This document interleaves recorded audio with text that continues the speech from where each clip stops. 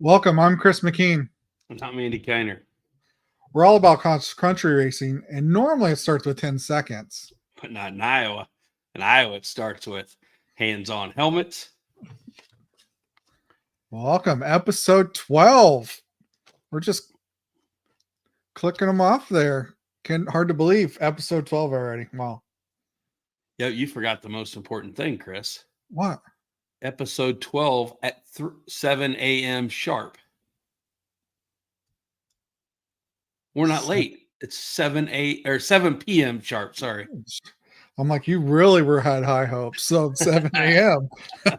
7 p.m. sharp. We're on time.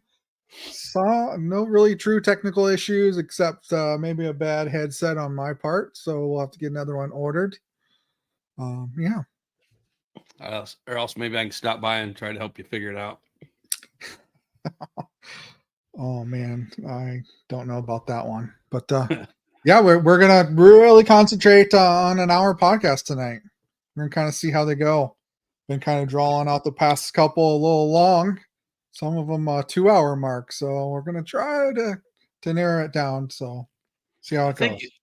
I think we can do it. I really do, Chris. Just like the races, we're ready to go as long as scoring's ready. Oh, first dig. All right, thanks. Thank you. So yeah, we have a couple guests on. We got Miklus on coming on first, and then Joe Miklus III gonna join us a little bit later. So kind of a couple that have been around for a few years. We can talk about Miklus how he started, how that Mountain Dew probably runs through his veins as well. Yeah, I'm sure Grandpa's got something to do with that. Yeah. So yeah. How's your week been? Oh, pretty busy week. If I think, I'm between all the rain and the mowing, that it's been keeping me pretty busy.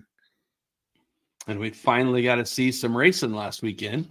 We did. Got to spend last Saturday in Knoxville cheering on the 7A Fast Jack. Ended up being Kim Ricketts went with us. Yep. And Randy and Andrea. Yep. So yeah, that was a fun time. The IATV HSS car was qualified fourth, ran fifth in the heat, and was running fifth in the feature till about 8 to go, and got pretty tight on him. He said ended up 10th, so it's still darn good. Yeah.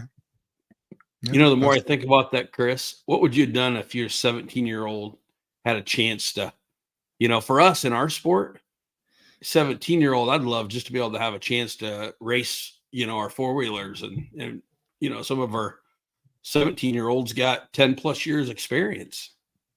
Yes, they do. It's hard to imagine 17-year-old and getting in a 360 sprint car. Well, he's got some experience, like we've learned. He's started go-karts and worked his way up. But a truly amazing opportunity for him, and wish him best of luck again this Saturday. So that invitation's out there to everybody. If you want to meet at the house here and carpool down, we get some guys to go, or would love to have some kids going. We can go down and catch up on slideways before the race if we get some wanting to go. So yeah, good times. I'm ready for the weekend, that's for sure. Been a long week. So, all right. Well, without further ado, we'll bring on our newly crowned 90 stock 10 to 15-year-old class champion, or class leading champion so far, or leader in points, Miklus. Welcome. Hi. Now, don't turn shy on us. I ain't never seen Miklus shy, so it won't start tonight. So we're talking. Go ahead, Andy. No, go ahead. We were just talking a little earlier. You've been kind of off and on racing with the series since 2016. So kind of really turned it up the last 3-4 years, full time or all nearly full time in the series. How do you like it so far? It's pretty good. It's really rough. because I had baseball, and then I had to give up a sport for I had to give up one sport, and then I gave up baseball for racing. So it's kind of been pretty rough for me because but I like racing more. So Yeah. I don't know. Baseball was fun. It just got kind of boring, and all you do is sit there and just swing a bat. That's what I got told. I'm sure it's a little bit more than that, Yeah. but and you also still play football, correct? Yeah. In the fall. And then You I forgot the main thing. Yeah. And wrestle in the winter. You what? I wrestle in the winter. You got to be loud when you say that. You got to be loud and proud when you say you're a wrestler.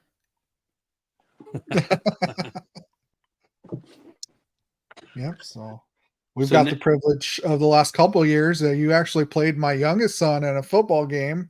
That was pretty interesting and kind of nice to cheer on. And not only did you play against each other, you played defense, and my son was the wide receiver. So you guys went head to head, got some tackling in on each other. So it was pretty interesting and fun to see. So Miklus, you have a grandpa that races. Yeah. He does a lot for the series, helps with Joe Lutz. Maybe some people don't know that's your grandpa. Yeah. Your dad used to race, correct? Yeah. Anybody else in the family? My sister was gonna start, and then Which sister? Morgan, she was gonna start. Oh Lordy. Is that elbow grease? Is that elbow grease? Yeah. That's okay. And then I had Trenton Miracle that raced. I have Roberto Sanchez, that's my cousin. And then Ricardo Sanchez, he raced too. Oh, we can't forget them two. Yeah. Yeah, one lap Roberto, right? That's right. This race that we just had, actually 75% of a lap. Didn't even make it a lap. Oh Lordy, we're gonna have to get him to going, man. We got to whip the stick on him or something, don't we? I should get him and just make fun of him. He takes it well. He's a good dude. So your whole family. What I was going to mention, Chris, here is Miklus. You're always there racing, but you're usually there early because your family does so much behind the scenes with the series. Yeah. So I know I give you a hard time every once in a while when you're there and coming up to help and stuff, but you've been having a lot of fun, it looks like, with your friends and stuff at the series way before the race starts and everything. So tell us a little bit about leading up to the race. What's your normal weekend like? Ride my e-bike around and just go hang out with friends and ride e-bikes with them and talk with them. How often are you actually at your own camper? Oh, like a fifth of the time. I'll bet your parents absolutely love it like I did when my kids were your age, just that you can be there and take off and not even have to worry about, the kids. They'll be somewhere. They might be eating with somebody. They might be sleeping in another camper, but they always know you're safe there with your friends and having fun. So yeah, that's really cool. Yeah. So tell us about your racing. What's it like?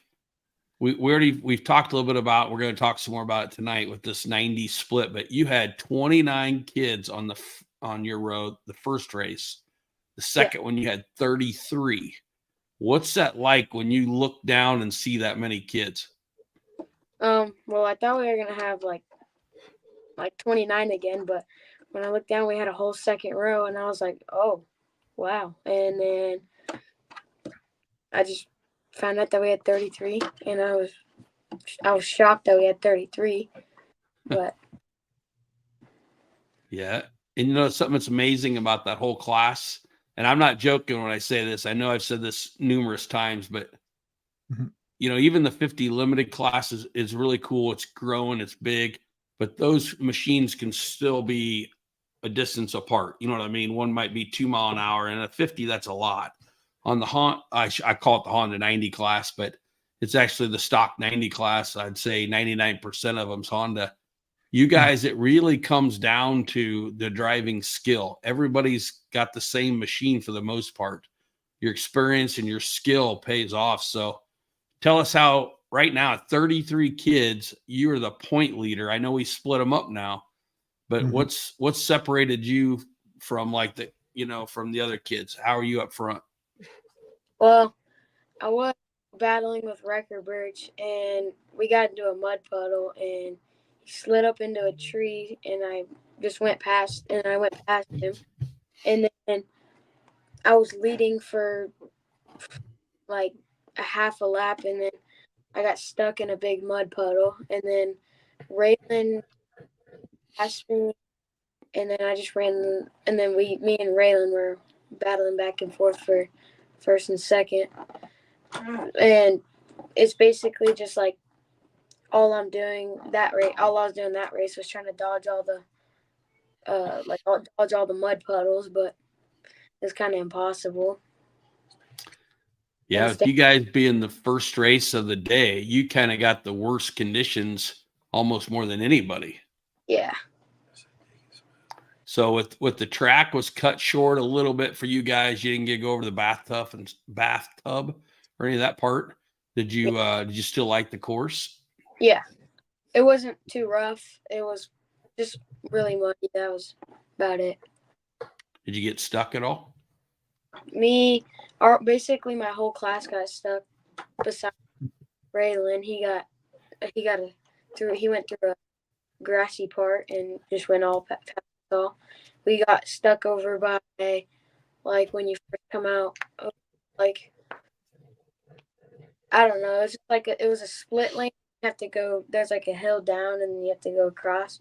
There's this way and then you have to go down a hill and then you go across. It wasn't a split lane, but like it led off to us. It was like two ways, but one of them was caution, like it had caution tape, and it was like I don't know. It was just we all got stuck there. It was like really, really sloppy, and we just all spun our tires and got stuck. Gotcha. That's fun when it's all that close racing, though, isn't it? Yeah. Cool. So, which track did you like the best so far? Or Dodge because of the mud. Really? Oh. Yeah. Huh. I'll be interesting to see maybe after the next couple races if that changes at all. Hopefully the mud changes. It's kind of been a wet spring, so never know what's going on. My dad said the track that we're going to, he thinks if it's the one that he said it's really like he likes that track, but it's not the same one. My grandpa said it was the same one, but it's not the same one. This is Spiel. about 10 miles from that one, about straight south of there, about 10 miles. It's a virgin track. Nobody's ever been on this track. So we're a little scared right now getting it built. Yep. So you kind of talked about the split. What we talked about favorite track. Now, let's talk about like your experience level, because I think it's from looking at you and yelling at you basically when you come through scoring to kind of give you those helpful hints to shift, because you're not always or weren't always in the right gear coming through scoring. How's that kind of changed this year? Like, I see that you're kind of over the cusp or over that hill where you're still kind of learning. Now you really know how to ride the 90. So what's it feel like to you? I don't know, just experience and experience. Do you get a lot of riding time outside of the track? Not really. I go to my aunt's. My aunt has a lot of open cornfield that I can go ride on, but that's it. I don't get like woods to go ride on. But Mhm. it kind of helps me still. Yeah. Absolutely. Really quick, speaking of that, what we used to do with my two boys, we've got a little track out back here, and they hardly ever practiced in the timber, believe it or not. But the one thing that I always told them, that some people probably don't believe this, but we have you've seen ours, Chris, probably Yeah. 20 corners in ours. Yeah. And You I'd always, got about an acre and a half, right? Little track. yeah, but I always told them to go out and practice on the corners, because there's 1,000 corners in every race, and there's like 2 or 3 straightaways. So if you can win every corner, you got a good chance at winning every race. So yeah, we just never had timber. So Yeah, that and machine maintenance, because I hear after your last race, thank God that there's a little downtime here. We got some, what is it, 43 days until the next race, that you got some machine maintenance to do. Yeah, what is it? What happened? My something's egged out. What is it called? Your carrier?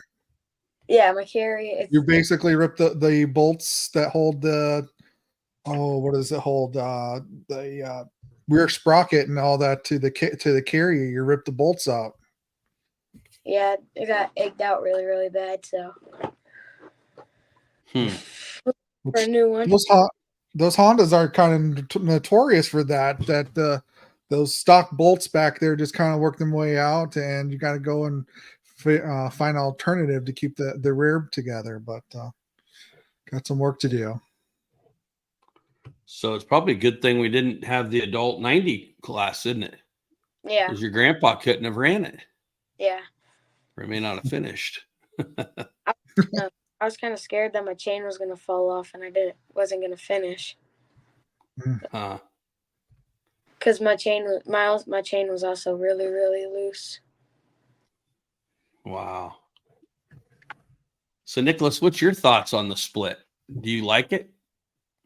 Yeah, because it gives the younger kids that are like 8 and 9 and stuff a better advantage of, instead of going out there and getting beat by 12, 13, 10, all those other ages of older kids, like not having a chance on them. Or some younger kids also they also beat us too, but like most of them are still just learning how to shift. So yeah, cool. I think it's good that we're splitting, because it's like such a big class that it's just so hard. There's so many people. Wow. Very. Yeah. Huh. So, Niklus, you is there a certain track? I know we got 2 new ones coming up. Is there a certain one like where you feel like you're like your best track, or you look forward to the new ones? Probably looking forward to the new ones. Yeah. You got Cahokia and then Mount Pleasant. How's Mount Pleasant usually for you? I don't think I've raced Mount Pleasant. Wait, let me look. Let me look.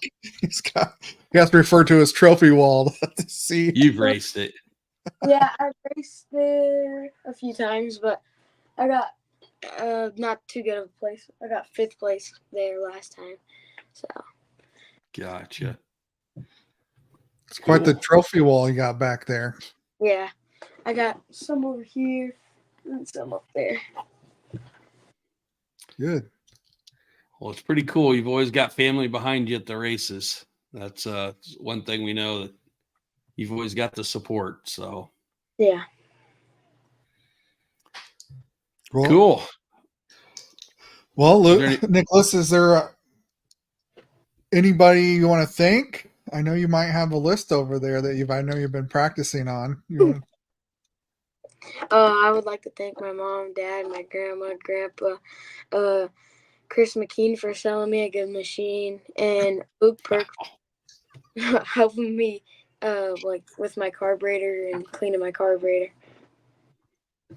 Who is that? Who's that Uh, last one you said? Luke Perk, he's a guy from my hometown. He cleans my carburetor and he cleans it for me for free. So Very nice. Yeah. Yeah. You need that. That's for sure. yeah. So what about Heartland? Talk to me about Heartland real quick. Do you have a team set up? Are you looking for a team? I think I'm gonna race with maybe Riker Birch if he doesn't race 125 with his sister, and Walker Eastep. Oh, that'd be. What's your best finish so far at the Heartland? Well, I've only raced it once, and I don't even know what place we got. Gotcha. Not on the podium though, I'm guessing then. No. So you're going for that podium spot this year. Yeah. Very cool. Well, cool, man. Miklus, anything else you'd like or like to thank anybody else? Andy, Chris, track record. There it comes, Chris. Nah, just giving you a hard time, bud.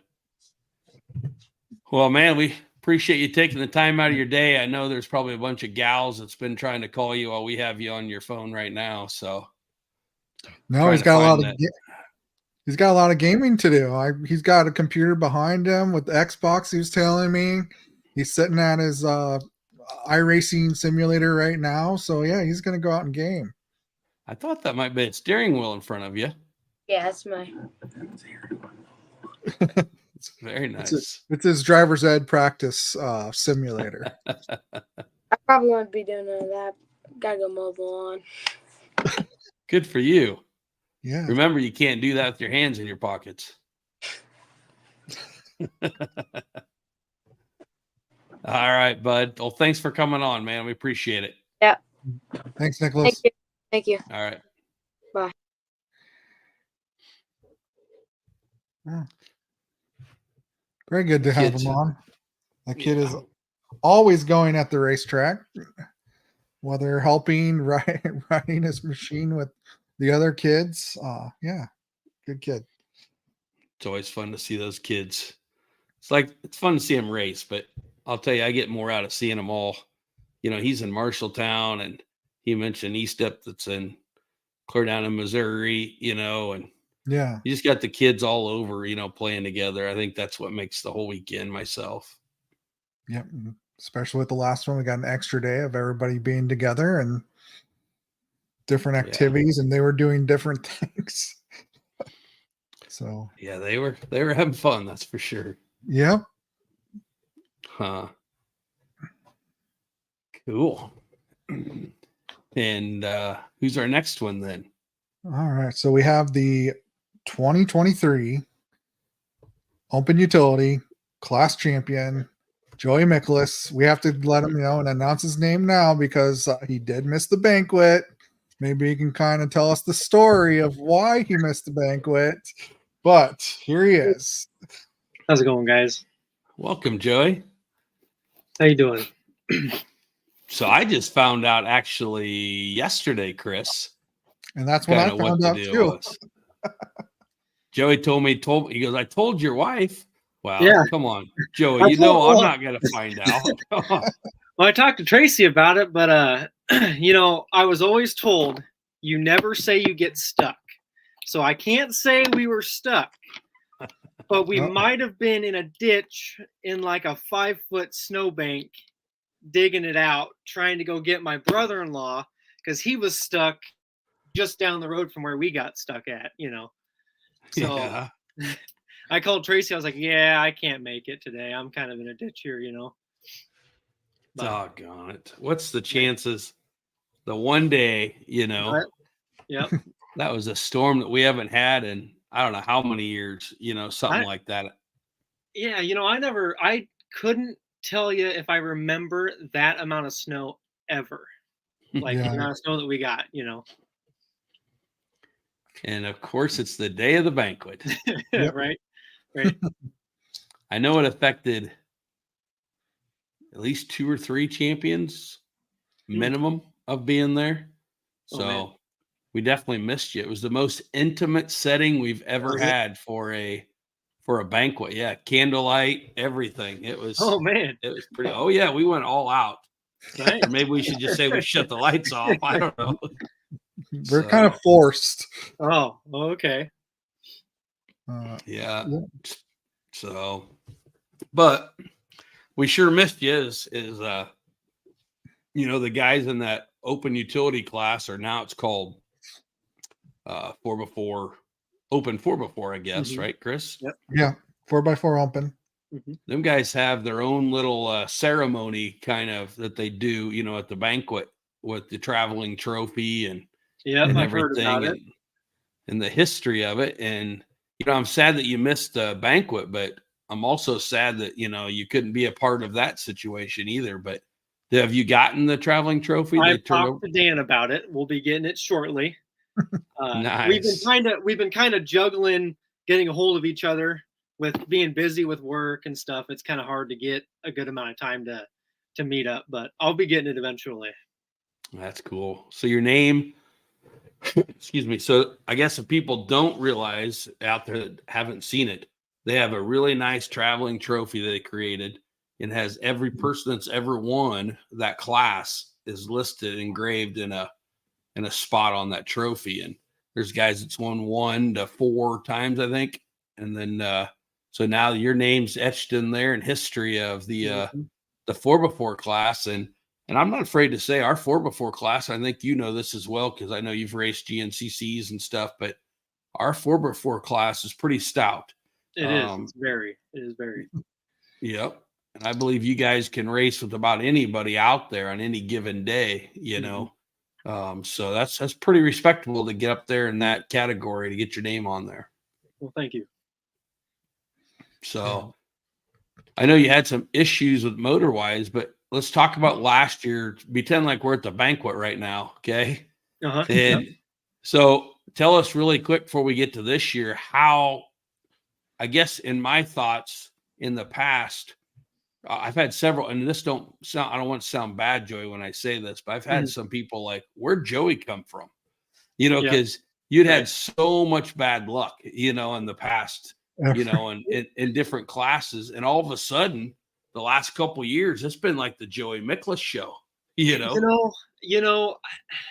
I thought about it a lot because I used to get discouraged a lot from just having issues, having breaks, having not physically being ready, having all the excuses you can imagine that something happens, because something would always happen. But there was a company out of Missouri that did us a favor, that offered us a very good deal on a quad. And I switched to the newer Can-Am. And I don't know what it is. Maybe I'm not hitting lines as hard as I used to, maybe I'm thinking a little harder, before I just start going down somewhere, but it's held up pretty well. The motor got hurt last year or 2 years ago at the Heartland Challenge when I raced with a couple buddies of mine, Mike Silla and Rick Valentine. We raced 8.5 hours on my machine. And so I think I did the first hour, and then I think they both did a few laps, had some issues with machines, and they asked, "Are you sure, Joe? Like, we're in second out of the 3 pro teams that were there." And they said, "Are you sure you want to keep racing?" And I said, "Guys, we got to keep racing. There's no way we're stopping, I've been training for months for this." So we raced the next 7.5-ish hours on the machine and took second that day. So I couldn't argue with it. We did great, but hurt the top end on it. And we ended up rebuilding it, but we've been doing some gremlins since then, up until this recent race that we kind of got it all figured out. Well, we heard you. Yeah. I was gonna bring the packing down because I have the packing for it. So what kind of like after last year, because we hadn't talked or anything, that I reached out like January, February time for some pictures of you, and at that time I was kind of told Joey's taking the year off. Yep. I mean, to me personally, I was like, man, you hate to hear that from one of our racers that you just can't race because of machine, because you were thinking you'd had to save up and do a total rebuild. Yep. Right. Well, so I ended up getting a new dog, and she has double knee. She has luxating patellas. Sorry, it's a big word for me. Well, we were quoted quite a bit of money to fix her knees, and it was either you fix her knees or we're going to race. So I decided to fix one of her legs, and she's been doing very well, and it actually wasn't as expensive as we expected. So we plan on going to all the races anyways, because Ryan, my nephew, and Chance, they both raced. Ryan in the stock 90s and Chance in the 125 class.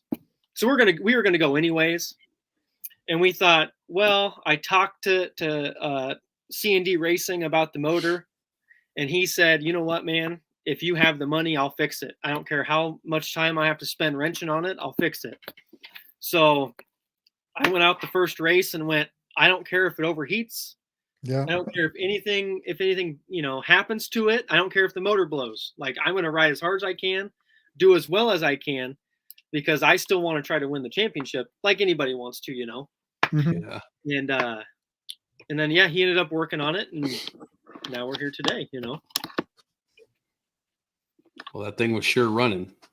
Yeah. Man, it is so loud. I can't. So you guys know Matt Collison, my brother-in-law. Yeah. Well, he has that air horn. You used it for the Heartland Challenge last year, I think. I went by him and I see that he's squeezing the trigger on it. There's no sound. There's nothing going on. All I hear is engine noise, Oh. Yeah. Wow. I'm sure the scoring likes that. What? I can't hear you. What? When people have to repeat things, it's because of the last 20 years of this series that we can't hear anymore. Mm-hmm. Huh.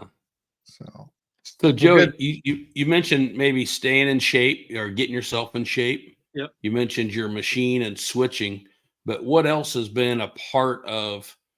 I mean, you have to have the whole thing to be doing. I mean, like I said, I don't ever want it to sound bad, but you had so much bad luck, all of a sudden, I think a lot of it, I've been racing for a long time. I'm 25 now, and I started, I think I was either 5 or 6 when the series first started. And I mean, you get in and out of things a lot, like anything. But I noticed a couple years ago, I had zero fun racing. I showed up, it was worse than my job. And then I would go, that was it. Like, that's how racing was, Mm-hmm. And I think it was just the amount of bad luck I was having.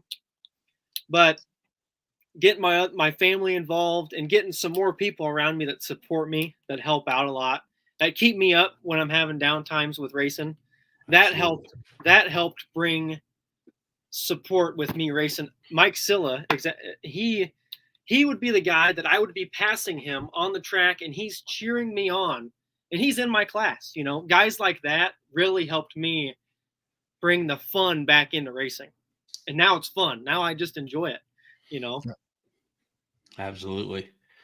Speaking of that, Chris, I wish we could have thought about getting that picture on here. Kim Ricketts took that picture of your utility class. Yep. Yeah. All like top 4 guys, you guys afterwards.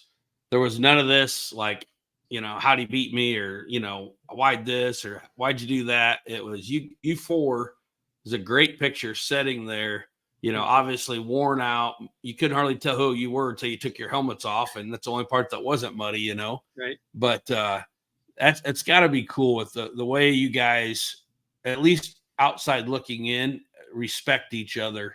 Yeah. It seems like on and off the track. And that's something that other classes has to look up to. I was a little younger, and I used to I wouldn't see people for being people. They were just my competition. But now that, I mean, I've raced with these guys for so long and I know them. I mean, I could call them my friends, really. You know, we're so close. And when you go to a race, it's like you guys never skipped a beat. You know, you guys were talking again. And during the race, yes, they're competition, but I would still like one time I had to stop for Rick because he rolled his quad at Murray. I stopped. I'm like, hey, my race is over. I want to help you over racing, you know. And us guys are us. And one thing I've noticed too is we race.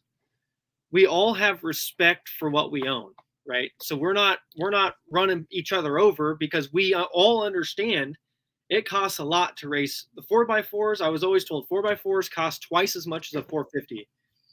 And it's true. I mean, there are so many parts on there that you couldn't imagine the price of those things, man. And it's nice that the guys, we all have this like respect of there's no real bashing, there's no real hitting real hard, you know, and everybody will check up if need be, you know. So it's really nice that it's moved into that style of racing with this group of guys. I'm really glad you mentioned that because we see that in some other classes, especially the side-by-sides right now. I'm not trying to pick on them guys, but, you know, with the cage, it just almost seems like you're, you know, like you can't get hurt. Yeah. But what you just said is absolutely spot on. It's people don't realize the money, you know, that can just be wasted by being silly. You know what I mean? There's so many. It may seem hard to pass places, but if you want to pass, you can pass. You can find a spot. Exactly. Yep.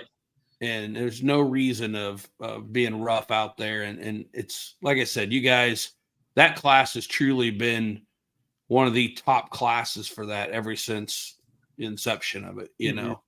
So it's really cool. I think you guys definitely set the standard for all the classes, you know, on sportsmanship and out there racing hard and knowing you got to go to work on Monday. You know? Exactly. Maybe that's part of it. It might be.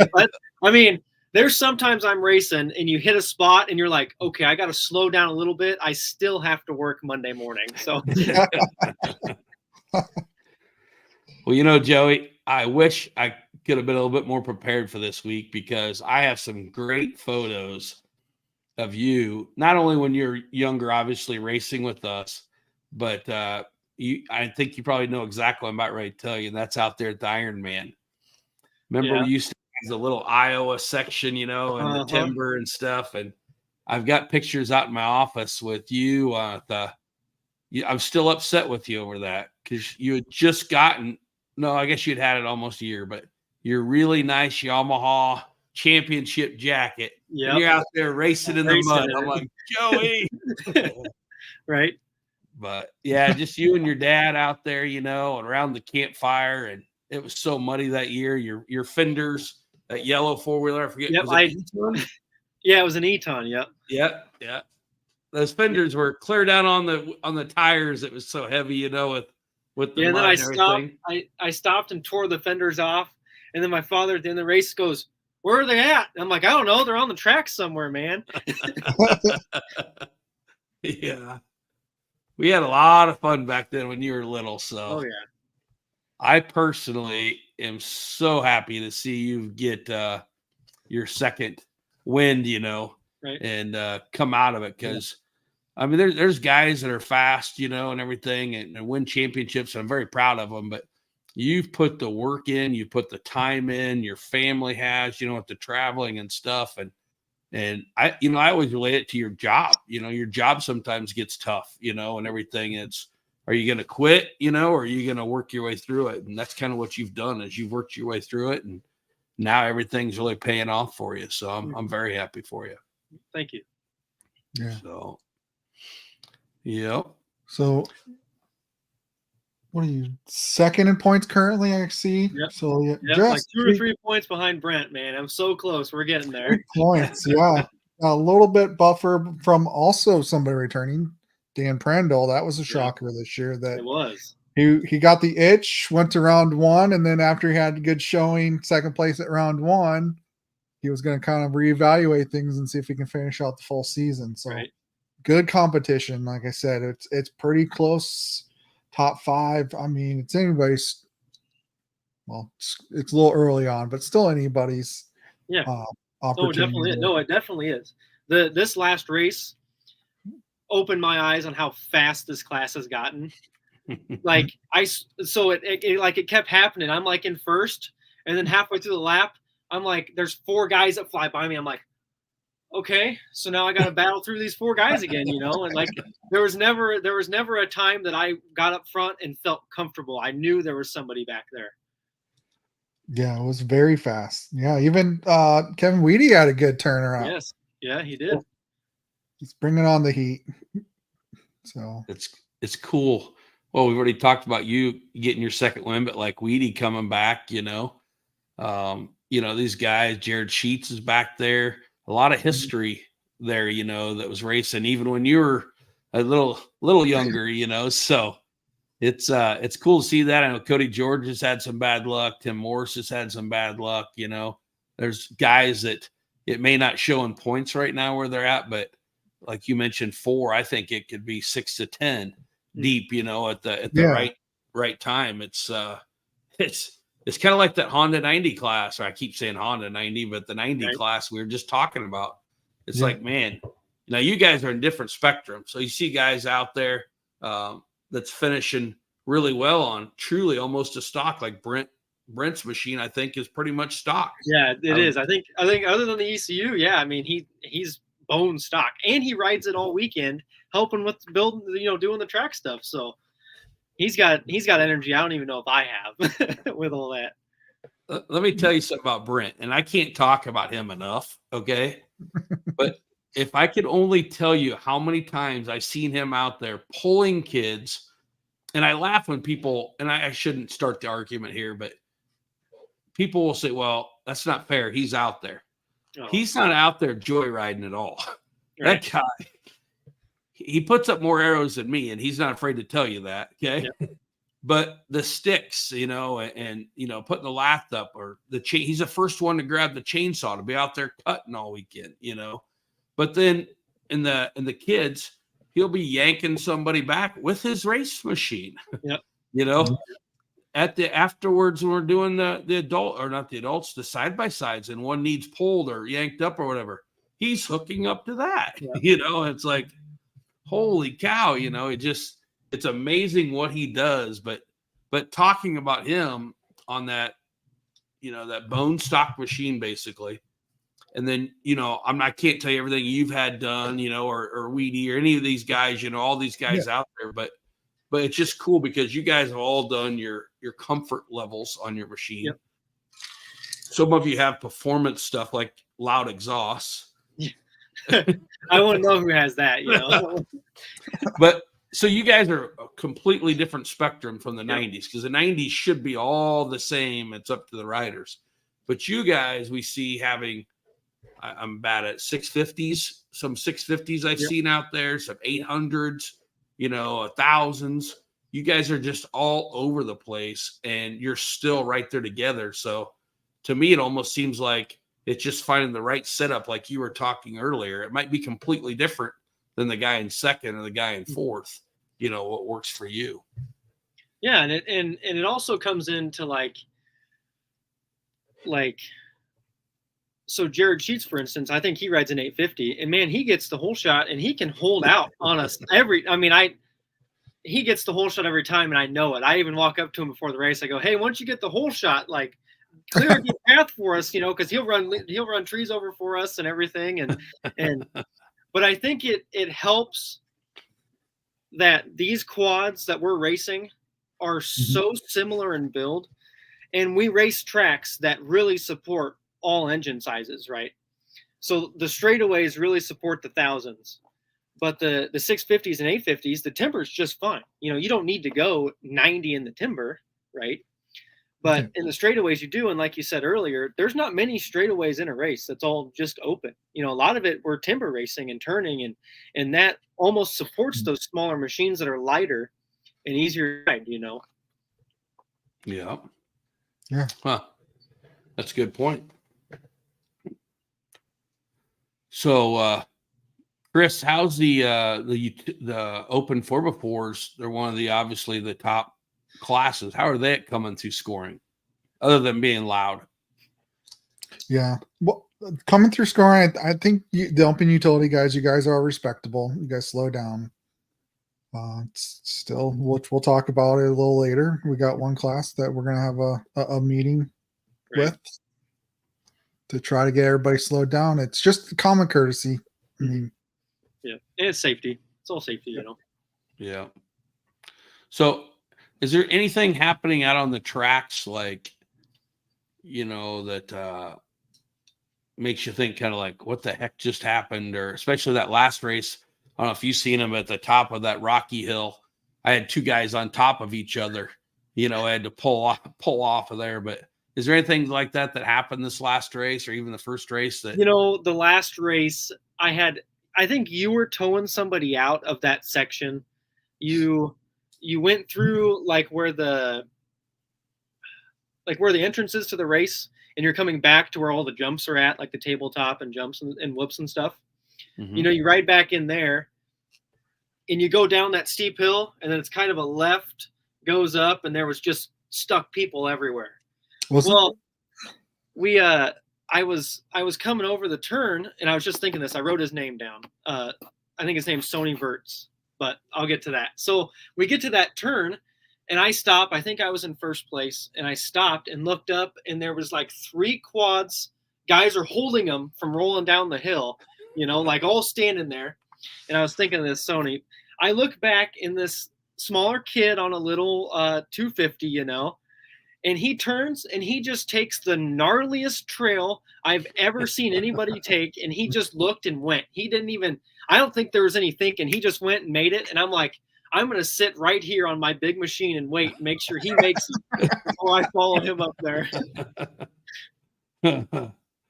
That's funny. That was messed up. That was a corner. We talked about that actually last week, Chris, where we were out there.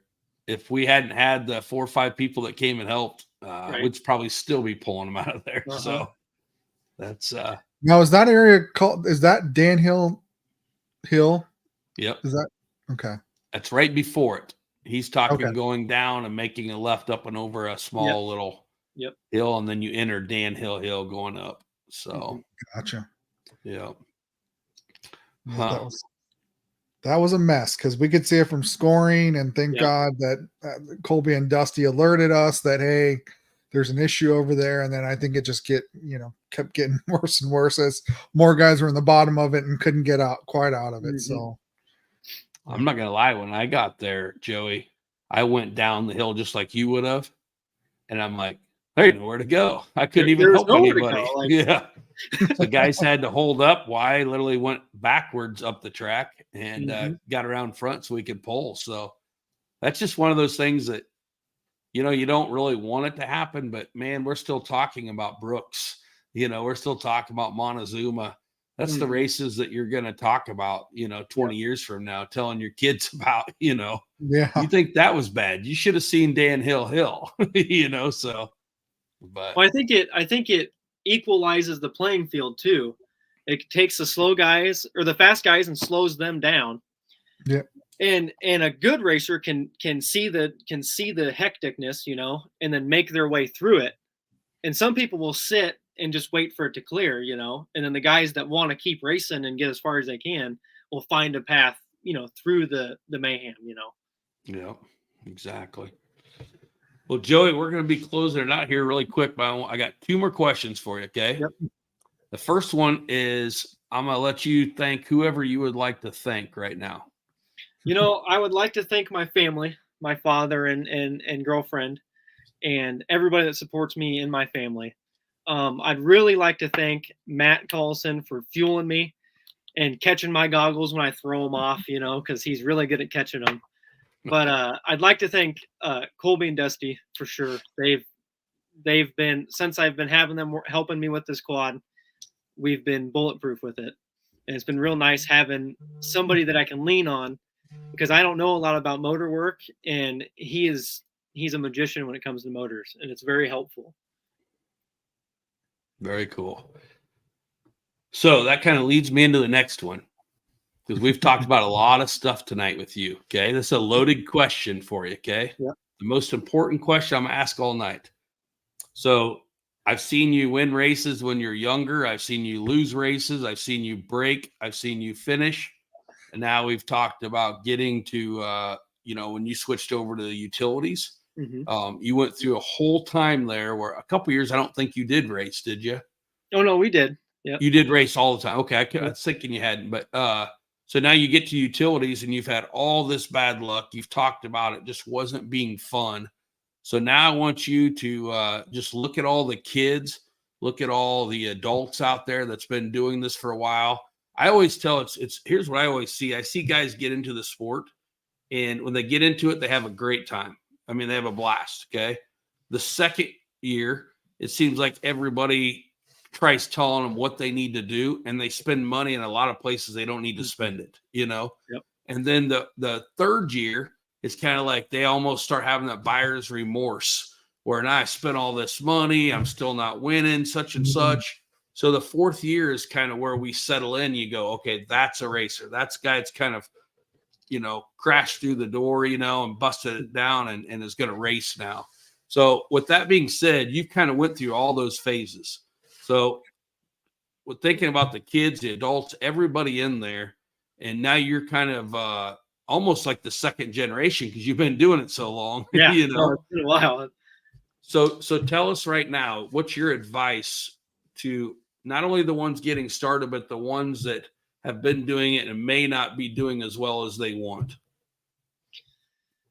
Oh, that's a big one.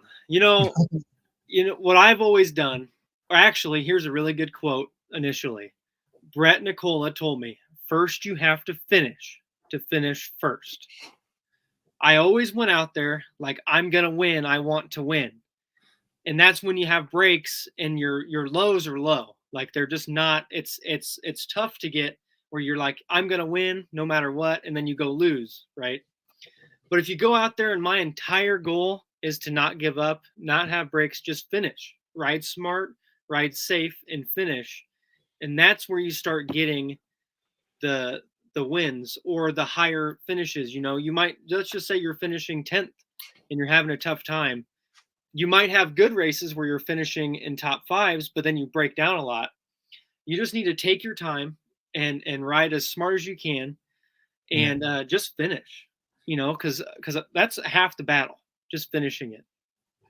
And about the like buying parts and being told what to do or what, told you should buy this or you should buy that. As somebody that has raced a stock machine at a very high level, you don't need all the glitz and glam. You don't need the graphics kits. You don't need the fancy tires. You don't need that stuff. If you go out and have fun, and what I've always done is you ride your machine. Say you have a stock Can-Am, you ride it and you ride the heck out of it. And you go, you know what? One pesky thing I have is this item. And then you replace that item. You don't do, I've done it before where you buy a machine, you replace 100 parts, and then you're driving a spaceship, and it's not something you need, or I used to have like triple rate shocks on my 250 and I didn't even know what they did. They're the fanciest things you buy them, well, I never set them up.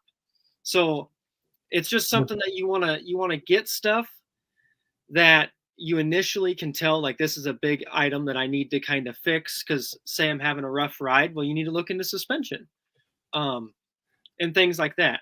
But you also need to lean on people or ask people that have more knowledge than you have. Right.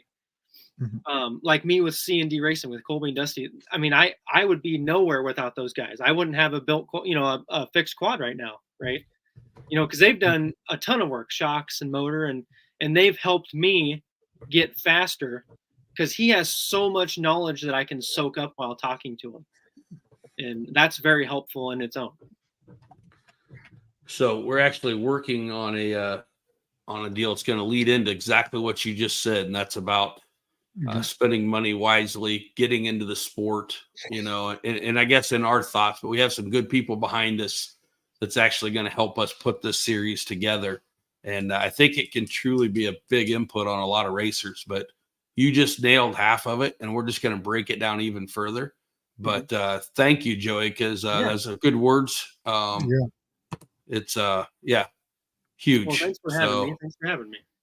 Yeah, I was glad. I Too enjoy long. talking to you guys. It's like family, so I don't mind talking to you guys. And there wasn't no snow out today to keep you from Right? talking to us. Right? So not that you would get stuck. Right? Exactly. Right? You don't Yeah, get stuck. exactly. So yeah. Cool. Well, Well, thank you, thanks, guys. Joey. Really appreciate it. thanks. Look forward to seeing that next one. Yes, sir. We'll see you.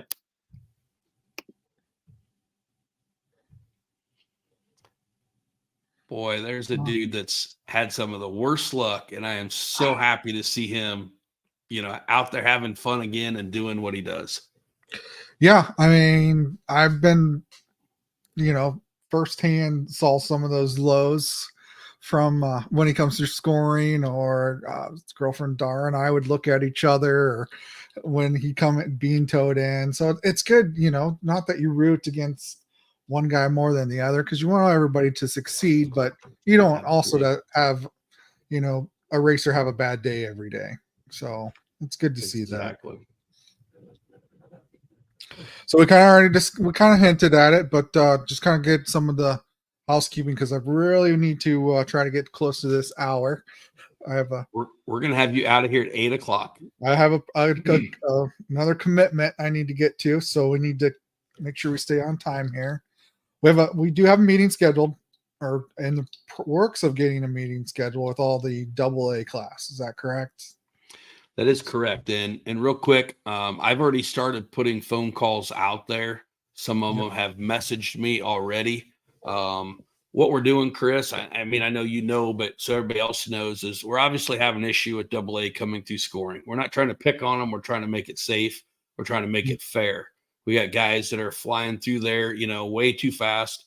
We got guys that are coming through there right. We see every time. If you're going 5 mile an hour and you get a guy that's going 15 mile an hour, he could gain 3 or 4 seconds just in scoring, Yeah. So it's about keeping everything fair. It's about everybody doing it the right way. We've got a great series as far as the people coming through there really doing a good job. Look at first year. That's a class you would normally think that might be like, oh, I didn't know it. They're listening. They're doing it the right way. We're not trying to come down hard on the AA, because that's the people that's been there. They know better. They're just getting tight into the racing. I know that last time I wasn't up there, but from what I've heard, there was a big group of them coming through, and one's hurrying because the guy's behind them. And I know how things can happen. So we're not here to chew anybody's butt. We're just here to basically just to let them know that, hey, we're going to fix this. It's not going to pan out any longer than what it is right now. So basically, I just started reaching out to them. I've talked to the ones that I've gotten hold of. I've left some messages, missed some of them. We're going to keep getting hold of them. But basically, I think we're going to shoot for Monday night, right? Yep. We're going to probably end up doing 2 different calls, I think, right? Probably 7:30, I'm guessing. That's the thought currently. Yep. And basically, we're just going to talk to them. We're just going to let them know our thoughts. We're going to listen to their thoughts, and then we're just going to let them know what's going to happen. And we're going to put it in a situation where it won't happen anymore. I mean, you're going to ruin your own race if you keep doing it. So, we love every one of them. We're so proud of all of them. It's just that we just got to get this thing fixed. So we'll get her done. Yep. So let's go ahead and let me throw up this real quick here. Just 1 minute. I know we got 1 minute. Just another reminder with the IOHV events. We had Dan Klein on last week.